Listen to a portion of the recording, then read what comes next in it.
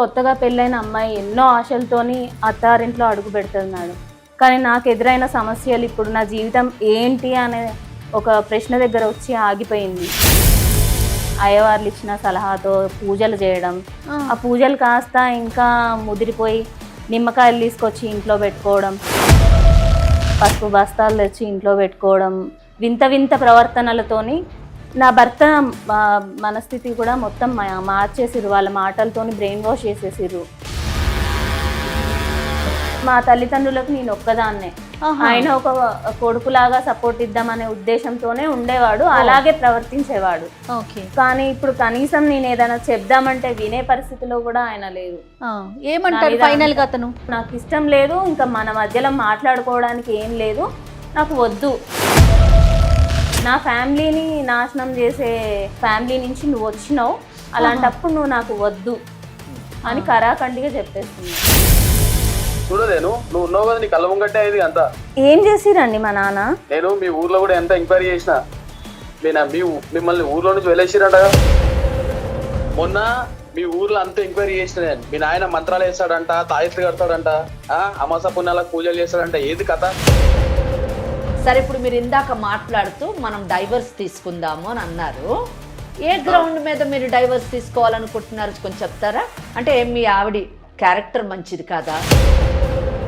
వేరే దగ్గరికి తీసుకెళ్లి కొంచెం మా పూజలు గీజలు చేసి హాస్పిటల్లో అడ్మిట్ చేస్తే ఓ 15-20 రోజుల తర్వాత పిల్లలకు తగ్గింది. మీరు కూడా మరి హాస్పిటల్కి వెళ్లకుండా వేరే పూజా దగ్గరికి ఎందుకు వెళ్ళారు సాయి? హాస్పిటల్లో 15 రోజుల్లో తగ్గిపోయింది అంటే హాస్పిటల్లో ఉన్న డాక్టర్లందరూ మంత్రగాళ్ళ జరిగింది, హాస్పిటల్కి వెళ్ళడం జరిగింది, రెండు జరిగింది. అవునండి, హాస్పిటల్లో ఉన్న డాక్టర్లందరూ మంత్రగాళ్ళ తగ్గించడానికి. ఒక్కటి చెప్పండి, మీకు నా మీద ప్రేమ లేదా? ప్రేమ లేకుండా నన్ను పెళ్లి చేసుకున్నారా? ఇప్పుడు ప్రేమ గీమ కాదు, మనం ఇద్దరం కలిసి ఉంటే మా ఫ్యామిలీకి ఏమైతుంది అన్న ఒక టెన్షన్ స్టార్ట్ అయింది.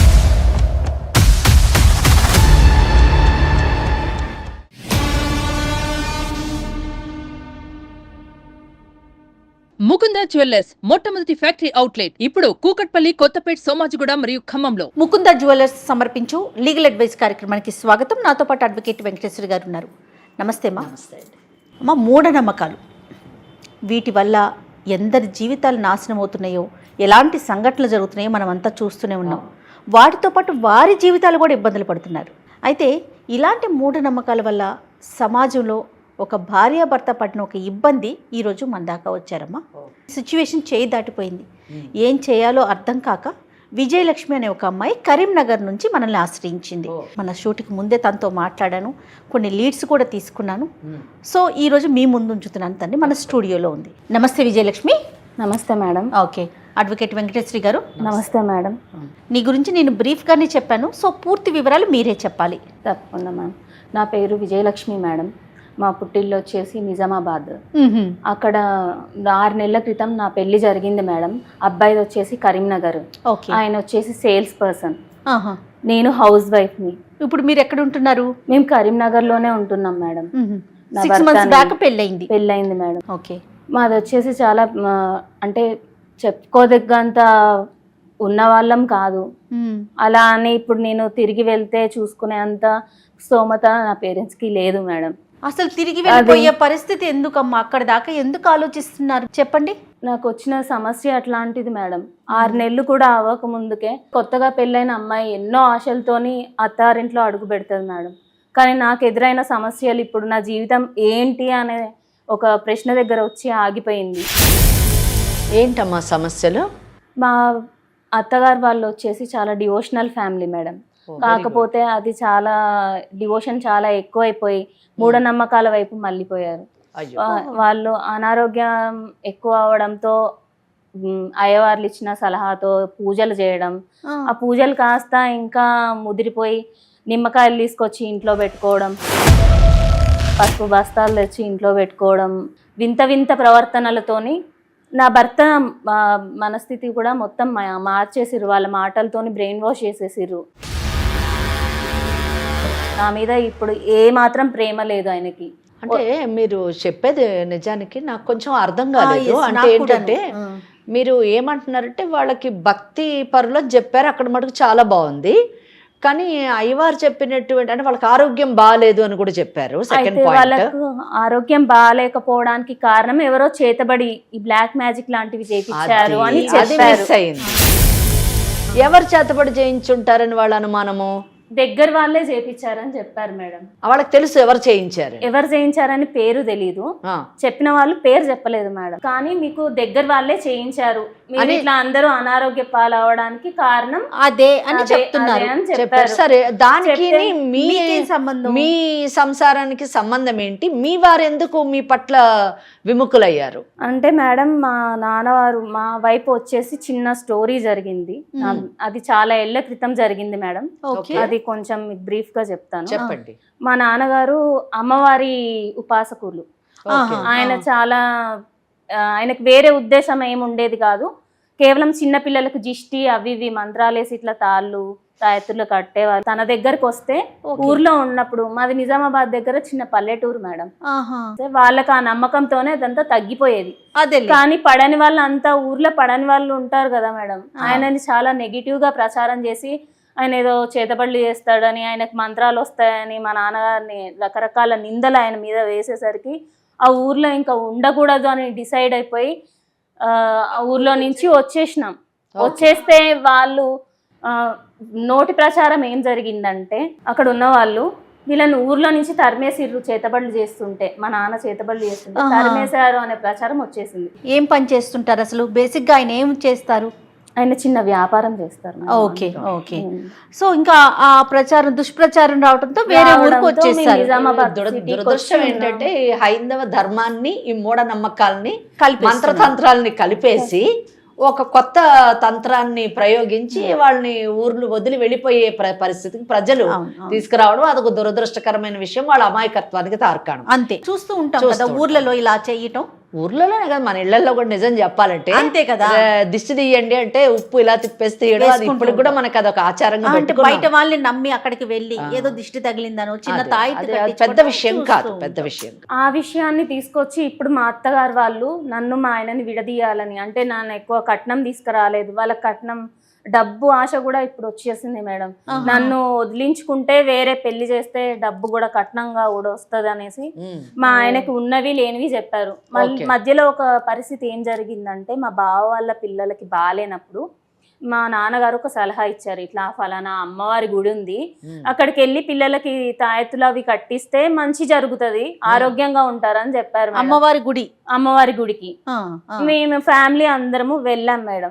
వెళ్ళినప్పుడు ఆ పిల్లలకి జ్వరం కాస్త ఏమైందంటే వెదర్ కండిషన్ వల్ల ఎక్కువైపోయింది. అప్పుడున్న వైరల్ ఫీవర్స్ కి నాకు జ్వరం వచ్చింది మేడం. ఇప్పుడు అలా అని అది మా నాన్నగారే చేశారంటే ఎట్లా, కన్న కూతురికి అయితే చెయ్యరు కదా. ఫ్యామిలీలో అందరికీ అలా జ్వరాలు వచ్చినాయి.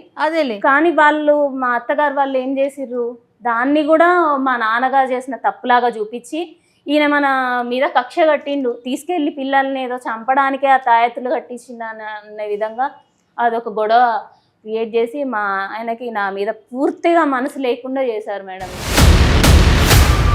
అంటే మనసు లేకుండా చేయడం అనేది ఎలా చేస్తుంటారు? అంటే మీరు కూడా వాళ్ళు ఏదో మంత్రతంత్రాలు చేసి మనసు లేకుండా చేశారని నమ్ముతున్నారా, లేకపోతే చెప్పుడు మాటలు చెప్పి మీ మీద అయిష్టత కలిగేటటువంటి విషయాలు చెప్పి అతనికి ప్రేమ లేకుండా చేశారంటారా? వాళ్ళు బలంగా ఆయన చెప్పారు మేడం, బ్రెయిన్ వాష్ చేశారు. ఆయన చాలా ప్రేమగా చూసుకున్నారు. నేను ఈ 6 నెలలు చూశాను కదా, ఈ 6 నెలల మా సంసార జీవితంలో ఆయన చాలా ఫ్రెండ్లీగా ఉండేవాడు, ప్రేమగా ఉండేవాడు. మీ ఇంటికి వచ్చేవారు? మీ పుట్టింటికి వెళ్ళేవారు ఇద్దరు కూడా? ఇద్దరం కలిసి వెళ్ళే వాళ్ళం, వస్తుండే వాళ్ళం, అంతా బాగుండేది మేడం. అంటే చెప్పుడు మాటలు ఎంత తీవ్రంగా పనిచేస్తాయి కదండి. పనిచేస్తాయి. ఇంకోటి వాళ్ళకి మెయిన్ థింగ్ ఏంటంటే ఇక్కడ ఈ అమ్మాయిని నచ్చకపోవడం, వాళ్ళ నాన్నని ఒక వంకగా మాత్రమే చూపిస్తున్నారు తప్పితే వాళ్ళకి ఇప్పుడు కట్నం కావాలి అన్నది ప్రధానమైన అంశం ఇక్కడ. అది మనం గుర్తించాలి. ఇప్పుడు మా ఆయన నన్ను వద్దు అంటున్నారు, నన్ను వదిలేస్తా అంటున్నారు ఈ కారణాలన్నీ చూపించి. నేను మా పుట్టింటికి తిరిగి వెళ్ళలేను మేడం. నా పరిస్థితి ఏంటో ఎవరితో చెప్పుకోవాలో అర్థం కాక మిమ్మల్ని ఆశ్రయించిన. మీరే ఒక న్యాయం చేస్తారని నమ్ముతున్నా. తప్పకుండా నువ్వు పుట్టింటికి వెళ్లాల్సినటువంటి అవసరం లేదు. ఎప్పుడో అడపా తడపా మీ తల్లిదండ్రులు చూసుకోవడానికి వెళ్ళాలి పండగకి, మంచికి చెడుకి. కానీ అంతేగాని భర్తను వదిలి నువ్వు పుట్టింటికి వెళ్లాల్సిన అవసరం లేదు. అంత తప్పు నువ్వు చెప్పిన మాటలు బట్టి చూస్తే అంత తప్పు కూడా ఏమీ లేదు. ఇంకోటి మీ అత్తగారు మామగారు మీ భర్త కూడా వాళ్ళ యొక్క మూర్ఖత్వానికి మిమ్మల్ని బలి చేస్తూ ఉంటే, ముఖ్యంగా సుమన్ టీవీ స్టార్ట్ చేసినటువంటి లీగల్ అడ్వైస్ ప్రోగ్రామ్ అందుకు ఒప్పుకోదు కూడా తప్పకుండా. అయితే కానీ మీరు చెప్పింది ఎంత మటుకు కరెక్ట్, అసలు మీ వలన ఏమైనా తప్పులు ఉన్నాయా అన్న విషయం కూడా మేము అవతల పార్టీ నుంచి కూడా కనుక్కొని తెలుసుకోవాల్సినటువంటి ఆవశ్యకత ఉంది. కాబట్టి మేడం మీరు కూడా ఆ దిశలోని వాళ్ళతో మాట్లాడితే ఒక అడ్వకేట్ గా మీరు నాకు ఇలాంటి ప్రశ్నలు వేస్తారని తెలిసే ముందుగానేనమ్మా మన టీం అంతా కూడా ఈ అమ్మాయి వాళ్ళ అత్త మామయ్య గారికి ఫోన్ చేసాం. ఓ వెరీ గుడ్. తను ఇట్లా వస్తోంది ఒక చిన్న ఉద్దేశంతో, అసలు ఏం జరుగుతోంది, ఒకసారి మీరు కూడా రండి స్టూడియోకి మాట్లాడదామంటే మాకు అవసరమే లేదు, మేమెందుకు రావాలి అన్నట్టుగా మాట్లాడారు. వాళ్ళు రావట్లేరు అంటేనే అర్థం ఏంటంటే వాళ్ళు మనం వేసేటటువంటి ప్రశ్నలకి వాళ్ళ దగ్గర సమాధానం ఉండదు. ఇప్పుడు మనం వాళ్ళని రమ్మని అన్నప్పుడు వాళ్ళు రావట్లేరు అని అంటే ఈ అమ్మాయి తరఫున ఎటువంటి తప్పు లేదు. తప్పు ఉంటే వాళ్ళు వచ్చి చెప్పగలరు, ఇదో ఈ అమ్మాయి ఈ పని చేసింది, అందుకే మేము ఈ అమ్మాయి మాకు వద్దు అని అనుకుంటున్నామని చెప్పగలగాలి. కానీ వాళ్ళు రావడానికే నిరాకరించారు అంటే వాళ్ళ దగ్గర సరైనటువంటి సమాధానం లేదు అని కన్క్లూషన్కి మనం రావచ్చు చట్టపరంగా. అయితే ఒకటి భర్తతోని ఇక్కడ ప్రధానమైనటువంటి వ్యక్తి భర్త కాబట్టి ఇప్పుడు అత్తమామకు నచ్చకపోయినా సమ్ కేసెస్లోని భర్తకి నచ్చుతుంది. కానీ భర్త కూడా వద్దంటున్నాడు అంటే ఎందుకు వద్దంటున్నాడు అన్న విషయం మనం మాట్లాడాలి. ఒకవేళ అతను కూడా చెప్పుడు మాటలకు లోనైతే మాత్రం సరిదిద్దాల్సినటువంటి బాధ్యత ఈ కార్యక్రమానికి ఉంది. అత్తయ్య మావయ్య మీతో ఎలా ఉండేవారు అంటే ఈ ఒక్క విషయాన్ని పక్కన పెడితే ఇక్కడ భర్త అనేటటువంటి వ్యక్తి చెప్పుడు మాటలకు లోనయ్యేటటువంటి కొంచెం వీక్ పర్సనాలిటీ. అవును, ఎందుకంటే 6 నెలలు బాగా చూసుకున్నాడు అంటే తల్లిదండ్రులు తప్పకుండా సపోర్ట్ చేసి ఉండాలి. ఇప్పుడు తల్లిదండ్రులు చెప్తున్నారు కాబట్టి, వ్యతిరేకంగా చెప్తున్నారు కాబట్టి వద్దు అని అంటున్నాడు. కనుక ఈ 6 నెలలు ఆ అత్తమామలు మీతో ఎలా ఉన్నారు అన్నది కూడా మాకు చాలా ఇంపార్టెంట్. అదే మేడం గారు అడుగుతున్నారు. ఏం విజయలక్ష్మి? పెళ్ళైన కొత్తలో మేడం ఒక నెల రోజుల వరకు అయితే నాకు అంతా బాగానే అనిపించింది. ఆ తర్వాత ఆవిడ ప్రవర్తనలో మార్పు కనిపించింది. అంటే అయిష్టంగా మాట్లాడడం, పెద్దగా నాతో ప్రేమగా ఉండకపోవడం. అంతా జాయింట్ ఫ్యామిలీనా? బావగారు మీరంతా కలిసే ఉంటారా? అవును మేడం. వాళ్ళు ఎలా ఉంటారు? కో సిస్టర్ అంటే మీ అక్క వరుస అవుతుంది కదా తను. ఆవిడ పెద్దగా నన్ను ఏం అనేది కాదు, నాతో చాలా బాగుండేది. కానీ వీళ్ళు ఎప్పుడైతే నాకు వ్యతిరేకంగా మారారో అప్పటి నుంచి తను కూడా నాతో బాగుండట్లేదు. ఇక ఫ్యామిలీ మెంబర్స్ అంతా ఒకటయ్యారు. అంటే ఆమెను చాలా బాగా చూసుకుంటారా? ఆమెను బాగా చూసుకుంటారు. బాగా చూసుకుంటారు. ఎందుకంటే ఆ అమ్మాయి స్థితిగతులు అంటే వాళ్ళ పుట్టింటి వాళ్ళు కాస్త ఉన్నవాళ్ళు. మీ యొక్క పరిస్థితి బాగాలేదు కాబట్టి కొంచెం చులకన భావన వీళ్ళ ఉంది. ఇదేనా మీ పుట్టింటి వాళ్ళకి కొంచెం ఆర్థిక స్తోమత లేదు అనే రీజన్ నీకు కనిపించేదా వాళ్ళు చూసే విధానాన్ని బట్టి? మేడం అలాంటి తేడాలు అయితే నాకు చాలా వరకు కనిపించేవి. నా భర్త మాత్రం ఎప్పుడు ఏ విషయంలో కూడా అనేవాడు కాదు. మా తల్లిదండ్రులకు నేను ఒక్కదాన్నే, ఆయన ఒక కొడుకులాగా సపోర్ట్ ఇద్దామనే ఉద్దేశంతోనే ఉండేవాడు, అలాగే ప్రవర్తించేవాడు. కానీ ఇప్పుడు కనీసం నేను ఏదైనా చెప్దామంటే వినే పరిస్థితిలో కూడా ఆయన లేరు. ఏమంటారు ఫైనల్ గా అతను? నాకు ఇష్టం లేదు, ఇంకా మన మధ్యలో మాట్లాడుకోవడానికి ఏం లేదు, నాకు వద్దు, నా ఫ్యామిలీని నాశనం చేసే ఫ్యామిలీ నుంచి నువ్వు వచ్చినావు, అలాంటప్పుడు నువ్వు నాకు వద్దు అని కరాఖండిగా చెప్పేస్తున్నావు. అవును, అంటే మీ ఫ్యామిలీని నాశనం చేసేటటువంటి సంఘటన, దానికి తగిన సాక్ష్యాధారాలు వాళ్ళ దగ్గర ఉన్నాయా? ఏమీ లేవు. ఏమి లేకుండా జస్ట్ ఇమాజినేషన్, అంతే, ఊహ. వాళ్ళు అనడం ఏంటంటే కారణాలు, మీ నాన్నగారు వచ్చినప్పుడు ఆ రోజు అమావాస్య అయింది, అమావాస్య రోజు వస్తారా, అమావాస్య సాయంత్రం వచ్చారు, ఇలా పౌర్ణమి సాయంత్రం వచ్చారు, ఏదో పట్టుకొచ్చిర్రు, ఇంట్లో ఏదో జల్లిపోయారు, ఆ రకమైన మాటలన్నీ మాట్లాడుతున్నారు మేడం. ఏదో ఒక కారణాలు చూపెట్టడానికి. ఇట్లాంటివన్నీ చూసి మా ఆయన కూడా నిజమే కదా, మీ నాన్న అప్పుడు వచ్చినప్పుడు అమావాస్య కదా, ఎప్పుడు అమావాస్య పౌర్ణమిని చూసుకొని ఎట్లా వస్తాడు, అదే ఎవరైనా అట్లా చేస్తామని ఎందుకు అనుకుంటారు మేడం? ఇక్కడ ఒకటి జయ, కొడుక్కేమో మన కుటుంబాన్ని నాశనం చేయడానికి కుటుంబము కంకణం కట్టుకుంది అని చెప్తున్నారు. అంటే అతని మనసు విరగొట్టడానికి. కానీ వాళ్ళకి ఇన్నర్ గా ఇంటెన్షన్, కారణం ఏంటంటే ఈ అమ్మాయి ఒక మంచి స్థితిగతులు ఉన్నటువంటి కుటుంబం నుంచి రాలేదు, వాళ్ళకి కావలసినటువంటి వరకట్నము, కావలసినటువంటి డిమాండ్స్ ఫుల్ఫిల్ ఈమెతో కాదు, ఈమెను ఎలాగనో వదిలించి ఇంకో పెళ్లి కొడుక్కి చెయ్యాలి అనేటువంటి ఆలోచన. ఆ విషయాన్ని కొడుక్కి చెప్పకుండా దీన్ని చూపిస్తూ అతని మనసు విరగొట్టడానికి ట్రై ఈ సాకుని చూపిస్తుంది. చాలా బలమైన కారణాన్ని చూపిస్తున్నారు కదా. అంతే. విజయలక్ష్మి, ఏం చేద్దామమ్మా? మీరు ఏం ఎక్స్పెక్ట్ చేస్తా ఉన్నారు? నా భర్తని ఒక దారిలో పెట్టి నా సంసారాన్ని బాగు చేయమని మిమ్మల్ని వేడుకుంటున్నా మేడం. తప్పకుండా అమ్మా, మీ భర్తతోని మాట్లాడదాము. మాట్లాడి అతనిలో ఉన్నటువంటి అనుమానాలన్నింటినీ కూడా నివృత్తి చేసి నీ జీవితాన్ని చక్కగా చేయడానికి, బాగు చేయడానికి మా వంతు ప్రయత్నం మేము చేస్తామమ్మా, తప్పకుండా. మీరు స్టూడియో దాకా వచ్చినట్టు మీ హస్బెండ్కి చెప్పారా? ఎవరికి చెప్పలేదు. చెప్పలేదు కదా. ఇక్కడ ఉన్నట్టుగా కాకుండా క్యాజువల్ గా మీరు ఎప్పుడు మాట్లాడేటట్టుగా మాట్లాడండి. ఎందుకు అప్పుడు ఇట్లా అతను చేస్తున్నారు? ఎలా మాట్లాడతాడో మాకు కూడా అర్థమవుతుంది. సరే, మరి కాల్ చేయమంటారా? తప్పకుండా అండి, చేయండి. రైట్. హలో హలో సాయి, ఆ, మీరు ఎక్కడున్నారు? నేను బయట ఉన్నా కానీ నువ్వేడున్నావు? మీరు ఇంట్లో నుంచి వెళ్ళిపోమన్నారు కదండి, ఏదో భయం. వెళ్ళిపోమనంటే మీరు చేసే పనులు, మీ నాయన చేసిన పనులు ఏమైనా గుర్తున్నా నీకు? ఆయన ఏం చేశారండి? మీరు తప్పు ఒప్పు ఏది ఉందని ఏం తెలుసుకోకుండా ఇట్లా నిందలు వేయొద్దు. ఎవరో చెప్పిన మాటలు పట్టుకొని మన సంసారాన్ని ఎందుకండి ఇట్లా చేస్తున్నారు? ఎవరో చెప్పిన మాటలు కాదు, జరిగింది కాబట్టి ఏం చేసినట్లా. జరిగిన విషయాల్లో దేనికైనా మీ దగ్గర ఒక ప్రూఫ్ అనేది ఉందా? ఒక మాట అనే ముందు ఆలోచించాలి కదా. ఏమేమైంది నీకు తెలియదా? నీ కళ్ళ ముంగంటే జరిగింది అంతా. మీరు ఒకసారి చెప్పండి మీ ఉద్దేశం ఏందో.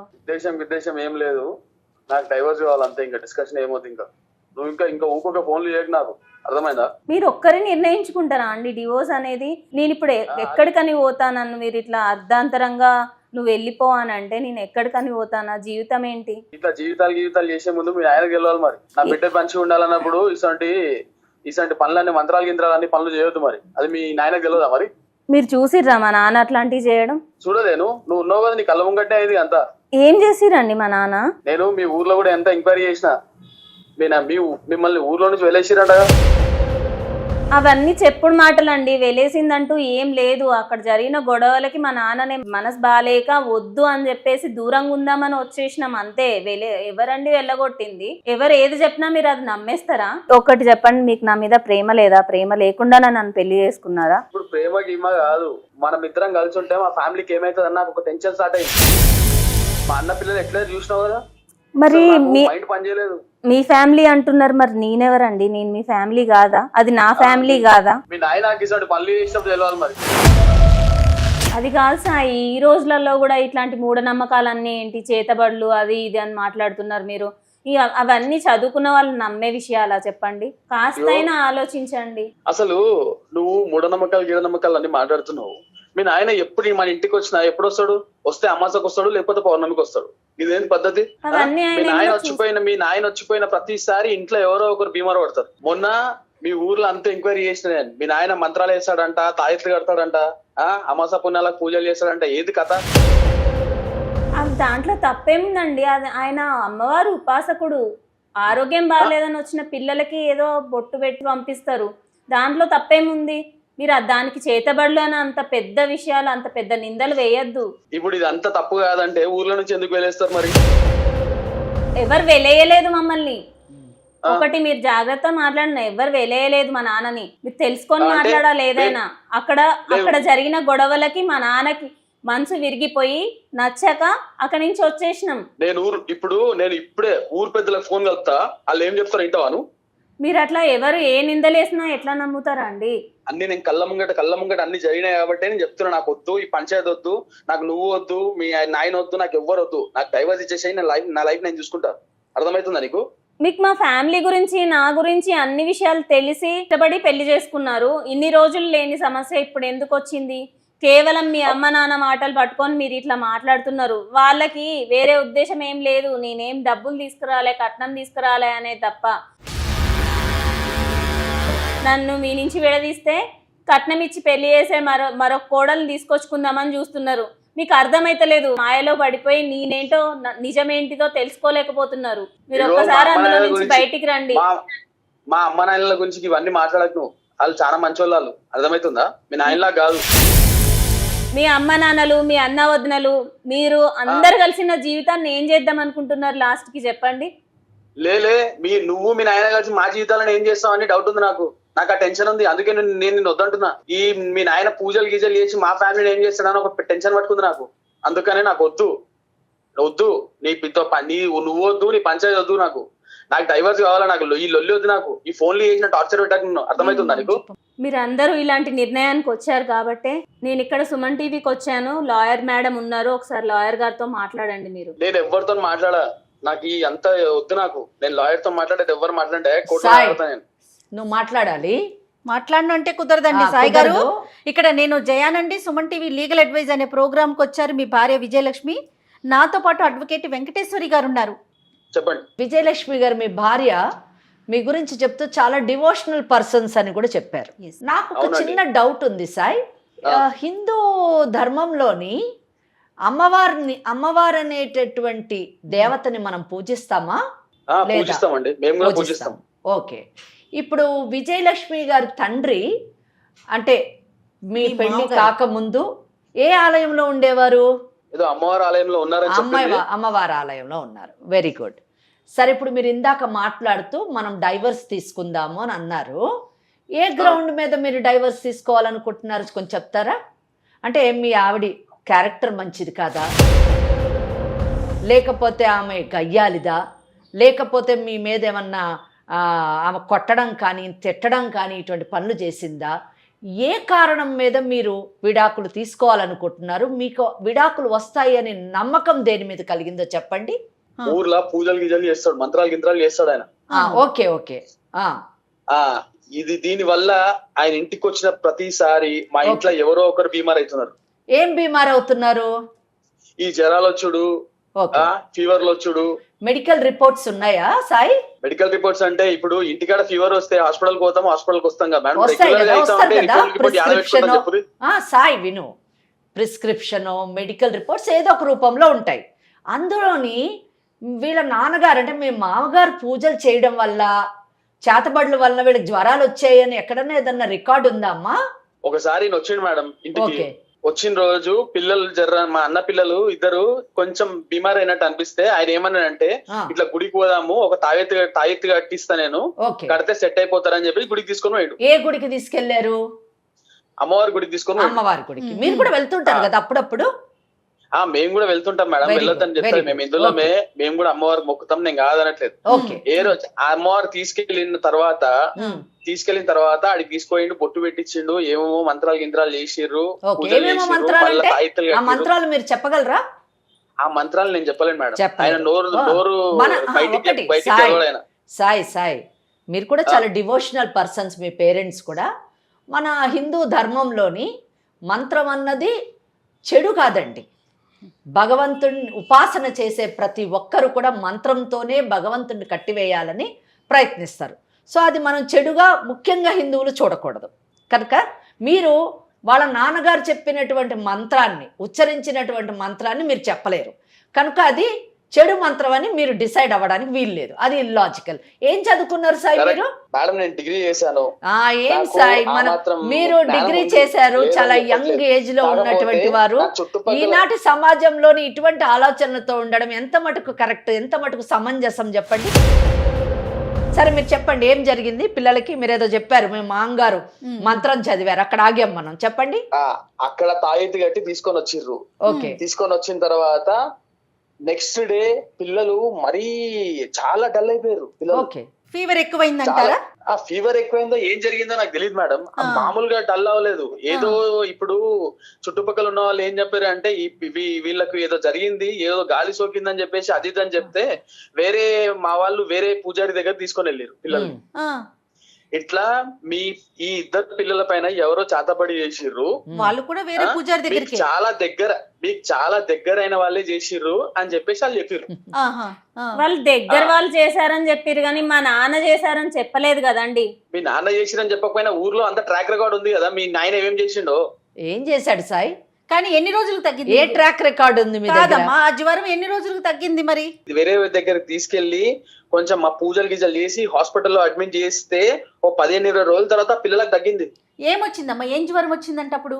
వైరల్ ఫీవర్ అన్నారు మేడం. పిల్లలిద్దరికి కూడా వైరల్ ఫీవర్. మీరు కూడా మరి హాస్పిటల్ కి వెళ్లకుండా వేరే పూజారి దగ్గరికి ఎందుకు వెళ్ళారు సాయి? ఇప్పుడు వీళ్ళ నాన్నగారు ఏదో చేశారు అనుకుంటున్నారు, మీ అనుమానం అది కదా? అంటే మీరు కూడా నమ్ముతారు ఇలాంటి మూఢనమ్మకాల్ని? అంతేకాదు జయ, ఇక్కడ ఎంత కాంట్రడిక్టరీ. సాయి నేను మాట్లాడుతుంది వినండి, మీరు కూడా ఆలోచించండి.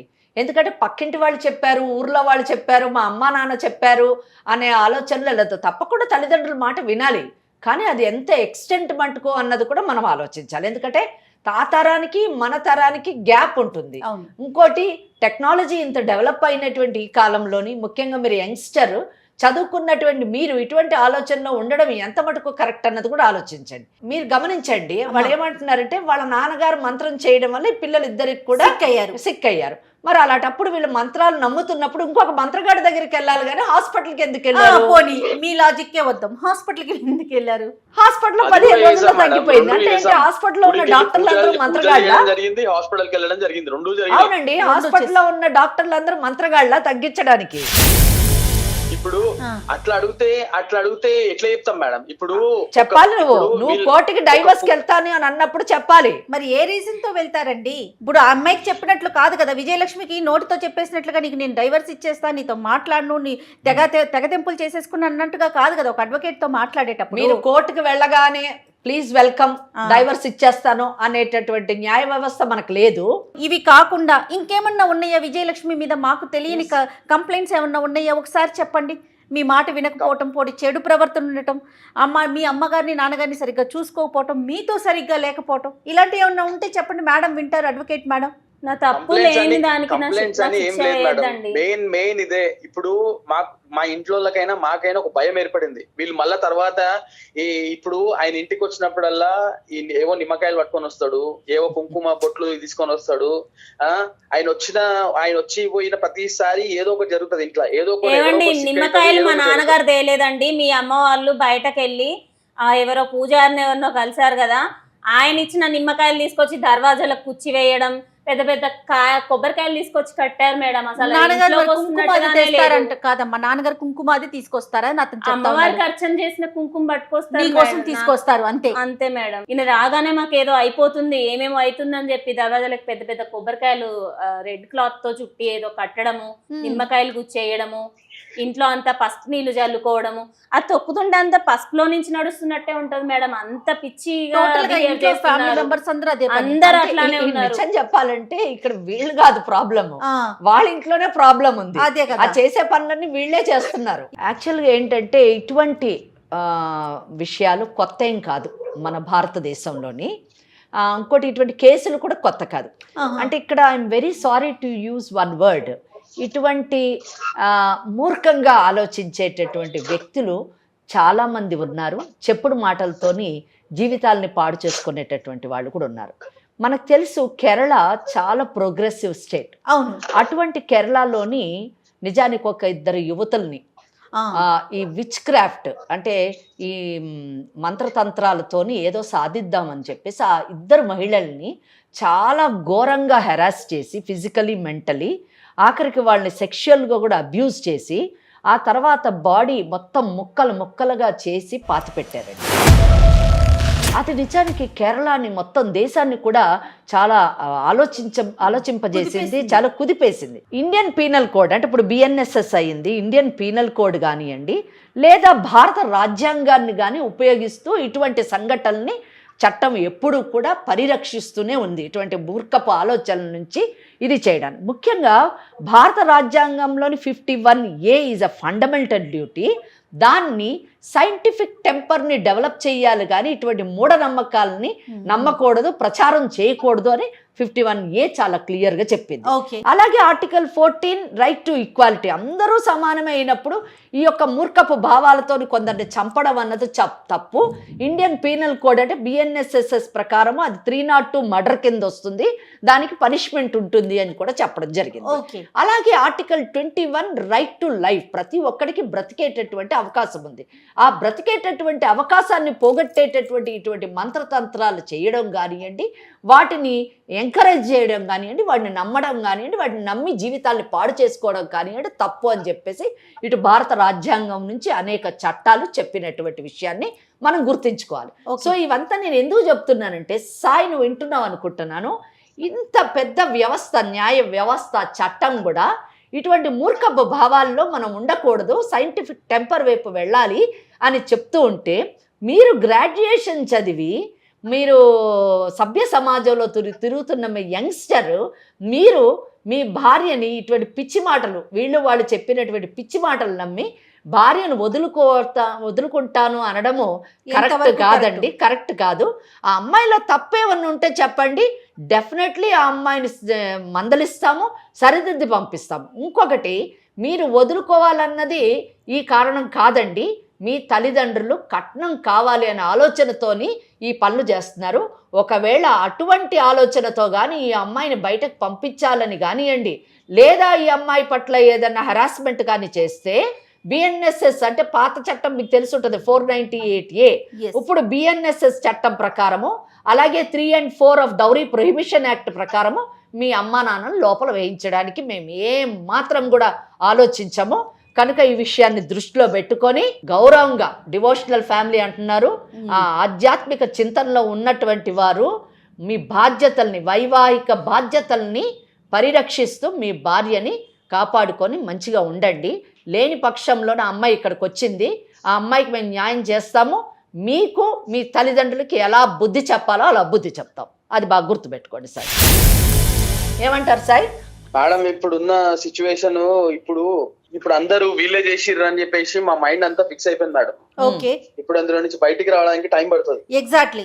సాయి, ఇంకో విషయము, నేను చట్టాల గురించి చెప్పాను. విచ్ హంటింగ్ బిల్లు ఇవాళ కాకపోతే 2016లోని పాస్ కాకపోయినా రేపో మాపో అవుతుంది. ఓకే, అయితే ఇక్కడ సాయి తెలుసుకోవాల్సినటువంటి విషయం ఏంటంటే, అంటే మాట్లాడినటువంటి ఆ అమ్మాయి చెప్పిన దాంట్లోనే అన్ని మనం వింటే, వీళ్ళ నాన్నగారు మంత్రతంత్రాల కంటే కూడా వీళ్ళింట్లోనే ఎక్కువ మంత్రతంత్రాలు మనకు కనిపిస్తున్నాయి. కాబట్టి ఒకవేళ వీళ్ళ తల్లిదండ్రులు అంటే సాయి వాళ్ళ అత్తమామ కానీ పోలీస్ స్టేషన్కి వెళ్ళి మా అమ్మాయిని విచ్ క్రాఫ్ట్ అని చెప్పేసి, ఇట్లాంటి మంత్రతంత్రాలు అని చెప్పేసి భయపెట్టి మమ్మల్ని విడిచేయడానికి, మా అమ్మాయిని విడిచిపెట్టడానికి ప్రయత్నిస్తున్నారు అనేటటువంటి కంప్లైంట్ వాళ్ళు ఇవ్వడం కానివ్వండి, లేదా నేను మంత్రగాడిని అని చెప్పేసి మా అమ్మాయి మీద అపవాదులు వేస్తున్నారని అతను డిఫమేషన్, నిజం చెప్పాలంటే పరువు నష్టం దావా, ఇటు క్రిమినల్ డిఫమేషన్ వేయొచ్చు, ఇటు సివిల్ డ్యామేజెస్ కింద 1 కోటి రూపాయలు లేదా ఎన్ని కోట్లు కావాలంటే అన్ని కోట్లు అడగొచ్చు. అలాగా కేసులు వేసేటటువంటి అవకాశం ఉంది.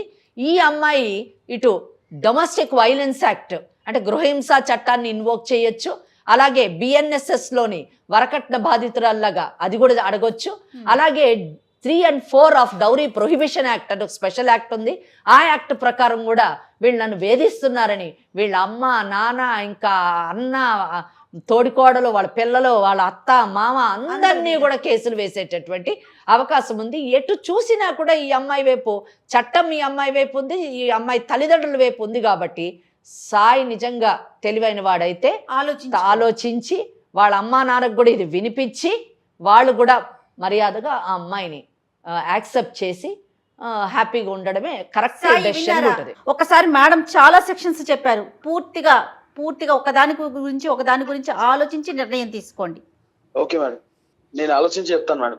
ఒకటి బాగా గుర్తుపెట్టుకోండి సాయి, మీరేం ఆలోచించినా ఈ సెక్షన్లన్నీ కరెక్ట్, అంతే. ఇవన్నీ ఇన్వోక్ చేసే అవకాశం ఆ అమ్మాయికి వాళ్ళ తల్లిదండ్రులకు ఉంది. ఇంకొక విషయం చెప్తున్నాను, మీకు డైవర్స్ ఎట్టి పరిస్థితిలో రాదు. మీ కేసులో గ్రౌండ్ లేదు, అది వీక్ కేస్. సో ఒకవేళ వేసుకున్నా మీరు ఒక 20 నుంచి 30 ఏళ్ళు కోర్టు చుట్టూ తిరుగుతూ ఉండాలి, పుణ్యకాలం కాస్త గడిచిపోతుంది. కనుక తెలివైన నిర్ణయము కట్టుకున్న భార్యతోని జీవితాన్ని కొనసాగించు. సాయి, నేను ఒక విషయం చెప్తాను చూడండి, మీ పేరెంట్స్ వాళ్ళ పేరెంట్స్ మీ ఇద్దరు, మీ 6 ఒక్కసారి మేడంతో కూర్చోండి, ఒక సెషన్కి కూర్చొని ఒక్కసారి మాట్లాడి మీకున్న సందేహాల్ని నివృత్తి చేసుకోండి. వింటున్నారా సాయి? వింటున్నాను మేడం. ఎస్, డల్ అయిపోయారు. వెంటనే సెక్షన్స్ వినేసరికి మీ వాయిసే వినిపించట్లేదు నాకు. ఒక్కసారి మాత్రం కూర్చొని మాట్లాడుకునే ప్రయత్నం చేయండి, దాని తర్వాత ఏం చేద్దామనేది ఆలోచించుదాం. Okay madam. ఓకే, మరి విజయలక్ష్మి అయితే ఇంటికి వచ్చేస్తుంది ఈరోజు. మా ఇంట్లో వాళ్ళు కన్విన్స్ కావాలిగా మేడం, నేను వాళ్ళకి వినిపించండి. కన్విన్స్ చేసుకోవాల్సిన బాధ్యత మీదండి, వాళ్ళు కూడా మారి తీరాలి, దట్స్ ఆల్. ఒకసారి మేడంతో మాట్లాడించండి, మీ పేరెంట్స్ వాళ్ళ పేరెంట్స్ మీ ఇద్దరు కూడా కూర్చొని మాట్లాడండి. సరే మేడం.